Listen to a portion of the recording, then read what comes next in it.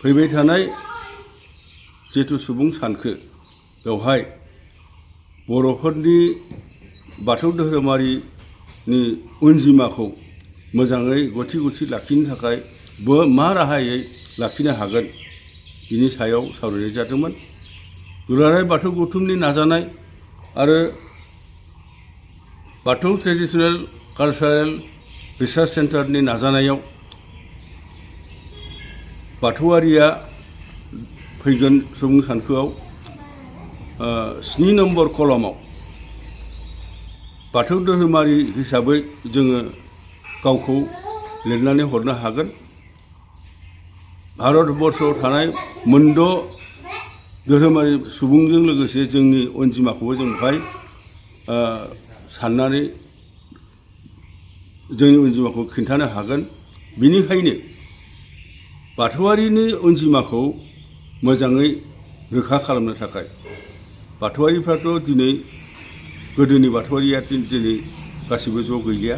सोरबा ख्रिस्टानाव थांबाय, सोरबा ब्रह्मआव थांबाय, सोरबा जयगुरुआव थांबाय, बायदि बायदि धोरोमाव थांबाय। बिथांमोनाथ' मैया दाख्लैसो धोरोम बारस्लायदों। नाथाय आगुनिफ्रायथ' गुदिनिफ्रायथ' बर' हारियाथ' बाथौ धोरोमारिसोमोनथ'। बेनिखायनो बयबो जाहाथे जों बाथौआरि होननानै बे सुबुं सानखोआव जोंनि अनजिमाखौ देखायनो हायो।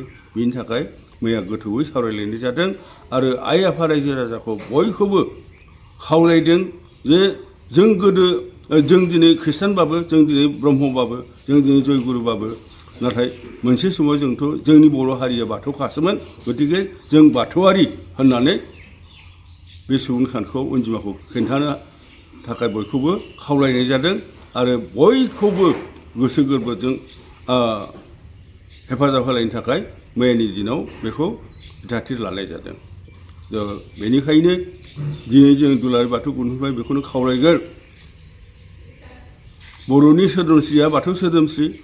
बर'आ गुबुन राहानिफ्राय, गुबुन खायदानिफ्राय सोदोमस्रि मोनाखै। बर'नि आसार खान्थि, जानाय लोंनाय, गायनाय फुनाय, दानाय लुनाय, मावनाय दांनाय गासिबो बाथौ धोरोमनिफ्राय ओंखारजोबनाय। बर'नि सोदोमस्रियानो बाथौ सोदोमस्रि। बेनिखायनो बर'फ्रा बे बाथौ धोरोमखौ दिनै बयबो गोबाना गैयाबाबो बर'आदि बाथौ धोरोमनि मानसि बेखौ खिन्थानो थाखाय गुबुन गुबुन धोरोमाव बारस्लायलांदोंबाबो जों बाथौआरि होननानै जाहाथे बे खेबनि फैगोन 2027 मायथाइयाव जिथु सुबुं सानखो जानो थांगासिनो दं, बेवहाय जाहाथे जों बयबो बाथौआरि होननानै लिरनानै जाहाथे हरनो हायो बे सेन्सासाव, बेखौ जों खावलायबाय दुलाराय बाथौ गौथुमनिफ्राय। बेनि थाखाय जायगा जायगा बावैनो सेमिनार लागोन।